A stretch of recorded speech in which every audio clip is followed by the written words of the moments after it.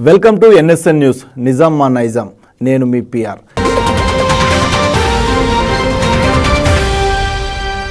సరిగ్గా 6 నెలల క్రితం దేశమంతా రామజన్మభూమి గురించి చర్చించారు. అయోధ్యలో రామ మందిర నిర్మాణం అది చాలామంది ఎన్నో ఏళ్ల కల, హిందువుల మనోభావాలతో ముడిపడి ఉన్న విషయం.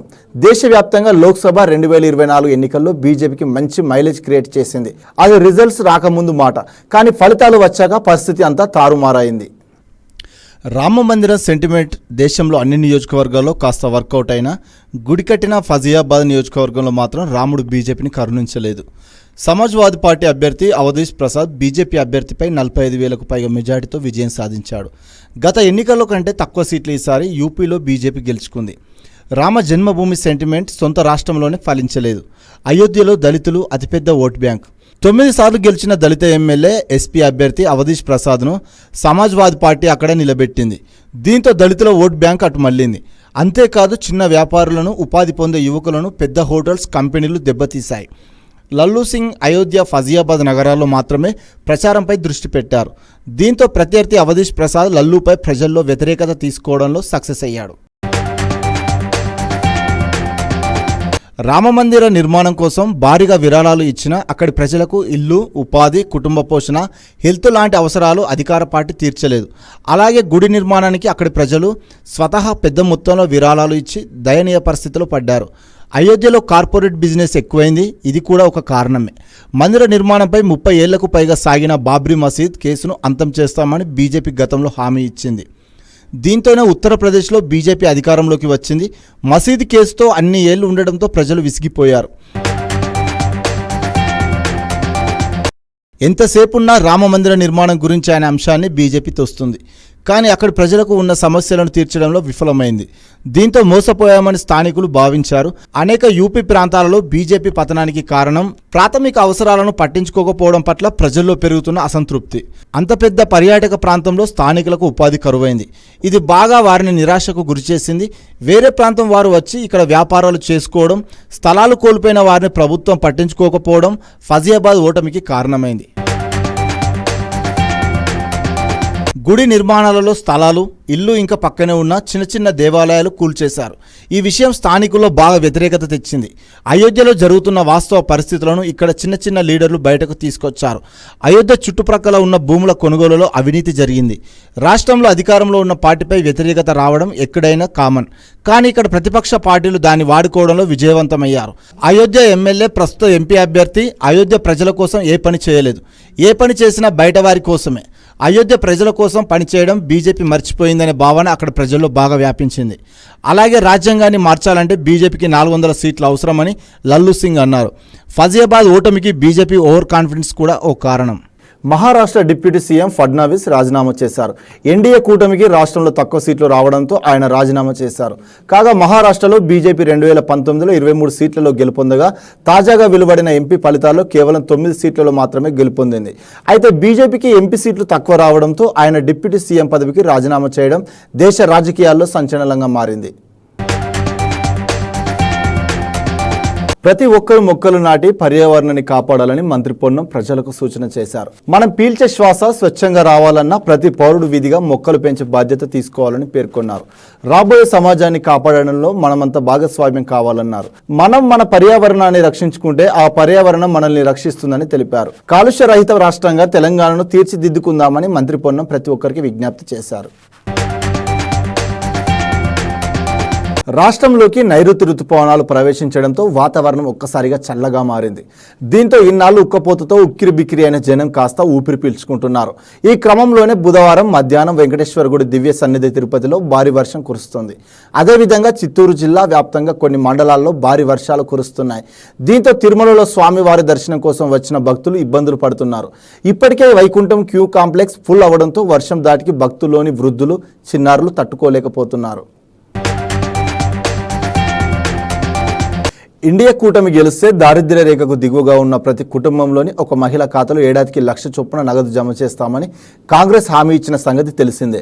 అయితే ఇండియా కూటమి ఓడినా ఎన్నికల హామీ మేరకు ఏడాదికి 1,00,000 ఇవ్వాల్సిందేనని యూపీలో మహిళా ఓటర్లు డిమాండ్ చేస్తున్నారు. ఇవాళ పలువురు మహిళలు లక్నోలోని కాంగ్రెస్ కార్యాలయం ఎదుట క్యూలో నిలబడి ఎన్నికల ప్రచార సమయంలో హామీ ఇచ్చిన గ్యారంటీ కార్డులు ఇవ్వాలని డిమాండ్ చేశారు.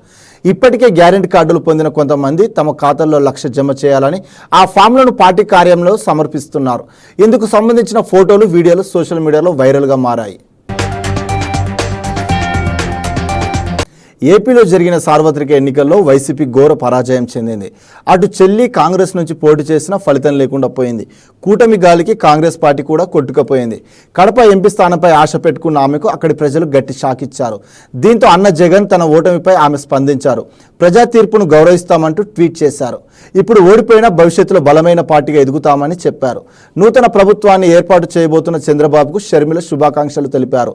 రాష్ట్ర విభజన హామీల కోసం నిరంతరం ప్రయత్నం చేయాలని సూచించారు.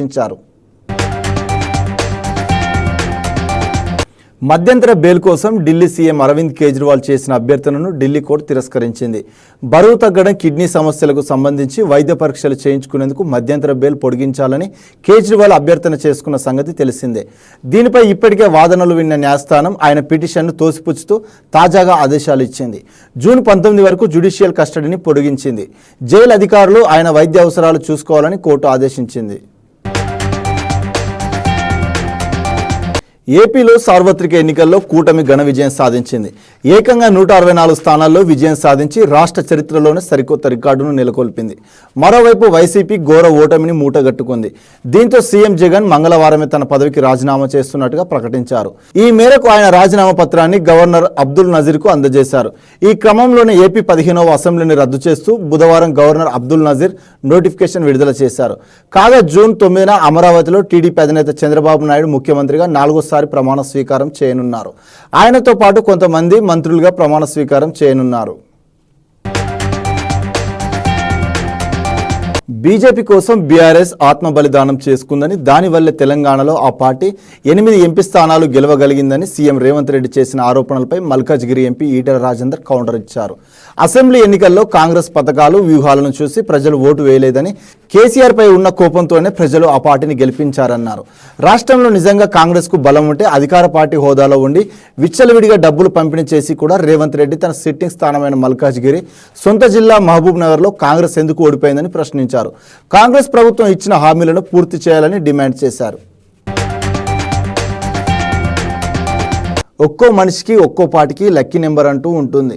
నెంబర్ అవసరం వచ్చినప్పుడల్లా లక్కీ నెంబర్ను ఎంచుకుంటారు. కొన్నిసార్లు ఎంచుకోకపోయినా ఒక నెంబర్ లక్కీ నెంబర్గా మారిపోతుంది. యాదృచ్ఛికంగా జరిగిన అది నిజంగా ఆ పార్టీ లక్కీ నెంబర్ ఏమో అనిపిస్తుంది. ప్రజెంట్ తెలుగు రాష్ట్రాల్లో ఎన్నికల ఫలితాలు చూసిన తర్వాత ఏపీ, తెలంగాణలో బీజేపీ లక్కీ నెంబర్ 8 ఏమో అనిపిస్తుంది. ఎందుకంటే గత తెలంగాణ అసెంబ్లీ ఎన్నికలైనా, ప్రస్తుతం ఏపీ శాసనసభ, తెలంగాణ లోక్సభ ఎన్నికల్లో బీజేపీ సాధించిన సీట్ల సంఖ్య 8. తెలంగాణ అసెంబ్లీ ఎన్నికల్లో బీజేపీ నుంచి 8 మంది ఎమ్మెల్యేలు గెలిచారు. తెలంగాణలో లోక్సభలో 17 స్థానాల్లో పోటీ చేయగా బీజేపీ 8 చోట్ల గెలిచింది. మరోవైపు ఏపీ అసెంబ్లీలో 10 నియోజకవర్గాలలో బీజేపీ అభ్యర్థులు పోటీ చేయగా 8 చోట్ల విజయం సాధించారు. దీంతో తెలుగు రాష్ట్రాల్లో బీజేపీ లక్కీ నెంబర్ 8 అంటూ సోషల్ మీడియాలో వైరల్ అవుతుంది. తెలంగాణ, ఏపీలో బీజేపీకి 8 నెంబర్ కలిసొచ్చినట్లు కనిపిస్తుంది. తెలంగాణ లోక్సభలో 2019 ఎన్నికల్లో బీజేపీ 4 స్థానాల్లో గెలిచింది. తాజా ఎన్నికల్లో 8 స్థానాల్లో గెలిచింది. మరోవైపు తాము తెలంగాణలో 8 సీట్లు గెలుస్తామంటూ బీజేపీ జాతీయ అధ్యక్షుడు నడ్డా కొద్ది రోజుల ముందు ఓ మీడియా ఇంటర్వ్యూలో తెలిపారు. అలాగే ఏపీలో మొత్తం 10 అసెంబ్లీ స్థానాల్లో బీజేపీ పోటీ చేయగా సగం స్థానాల్లో గెలిస్తే మంచి రిజల్ట్ వచ్చినట్లేనని బీజేపీ నేతలు భావించారు. తప్పకుండా 3 నుంచి 4 గెలుస్తామని, అదృష్టం కలిసొస్తే 5 సీట్లు గెలుస్తామని భావించారు. కానీ ఊహించిన దానికంటే ఎక్కువగా 8 స్థానాల్లో గెలుపొందడంతో బీజేపీకి 8 లక్కీ నెంబర్గా మారిందని చర్చ జరుగుతుంది. తాను ఎవరి దయాదాక్షిణ్యాల వల్ల ఎంపీగా గెలవలేదన్నారు. బీజేపీ కార్యకర్తల శ్రమ వల్లనే గెలిచానన్నారు. కేసీఆర్ కుటుంబ నియంతృత్వ పోకడలు, మెదక్ పార్లమెంట్ ప్రజలు ఇచ్చిన తీర్పు వల్లే తన గెలుపు సాధ్యమైందని బీజేపీ నేత రఘునందన్ రావు అన్నారు. మెదక్లో బీఆర్ఎస్ ఓట్లు బీజేపీకి బదిలీ కావడం ద్వారానే తాను గెలిచానని సీఎం రేవంత్ రెడ్డి చేసిన ఆరోపణలను రఘునందన్ రావు ఖండించారు. హైదరాబాద్లో నిర్వహించిన మీడియా సమావేశంలో మెదక్ ఎంపీ రఘునందన్ రావు మాట్లాడారు. నా గురించి కానీ, నా పార్టీ గురించి మాట్లాడే ముందు నోరు, ఒళ్ళు 2 దగ్గర పెట్టుకుని మాట్లాడాలని సీఎం రేవంత్ రెడ్డిని హెచ్చరించారు.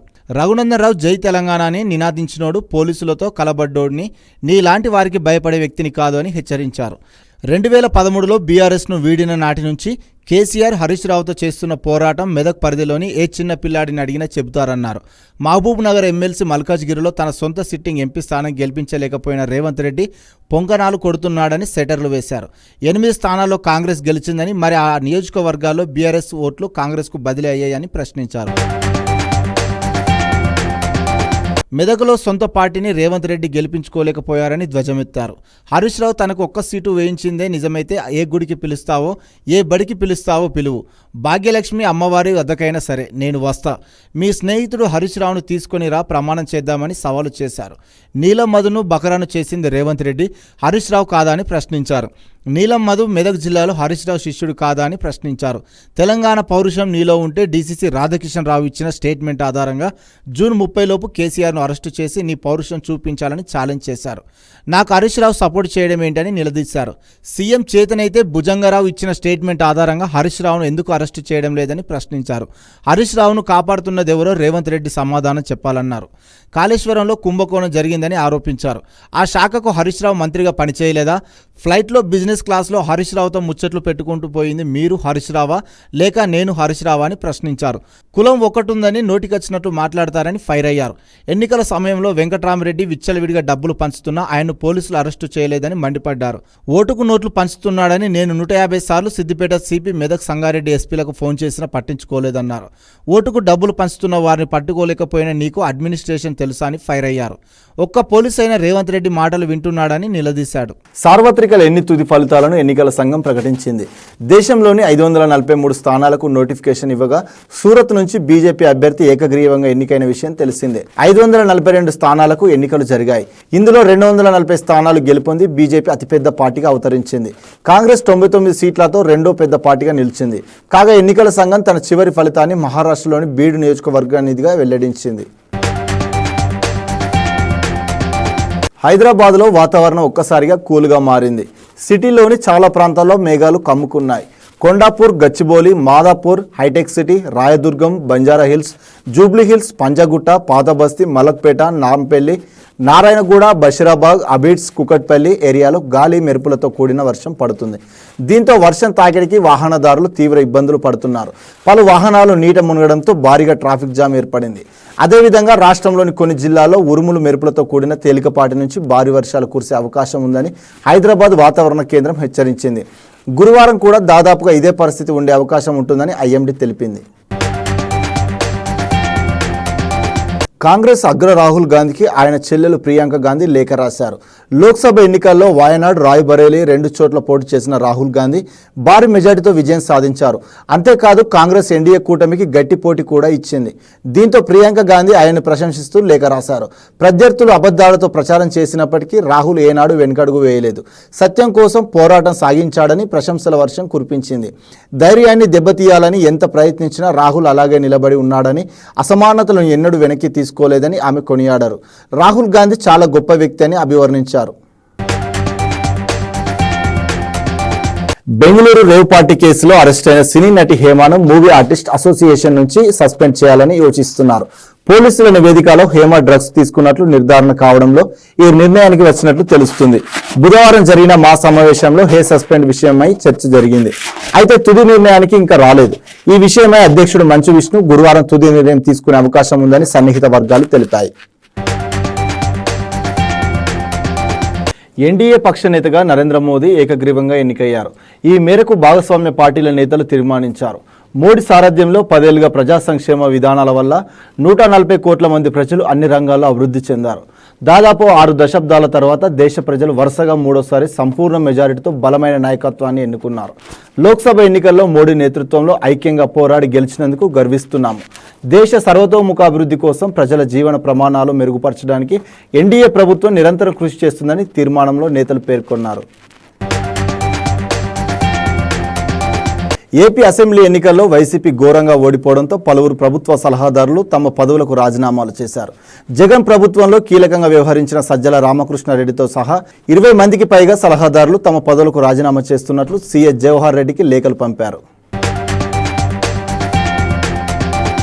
పోటీ చేసిన అన్ని స్థానాల్లోనూ భారీ మెజార్టీతో గెలిచి చరిత్ర సృష్టించామని జనసేన అధినేత పవన్ కళ్యాణ్ హర్షం వ్యక్తం చేశారు.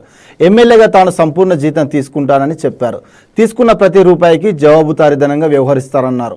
తాను తప్పు చేస్తే చొక్కా పట్టుకొని నిలదీసే అధికారం ప్రజలకు ఉందన్నారు. జనసేన తరపున విజయం సాధించిన ఎమ్మెల్యేలు, ఎంపీలతో మంగళగిరిలోని పార్టీ కార్యాలయంలో పవన్ సమావేశమయ్యారు. పిఠాపురంలో తన గెలుపునకు కృషి చేసిన వర్మకు కృతజ్ఞతలు తెలిపారు. ఇంతటితో ఈ వార్తలు సమాప్తం. మరిన్ని వార్తలతో మళ్ళీ కలుద్దాం. అంతవరకు చూస్తూనే ఉండండి మన NSN న్యూస్.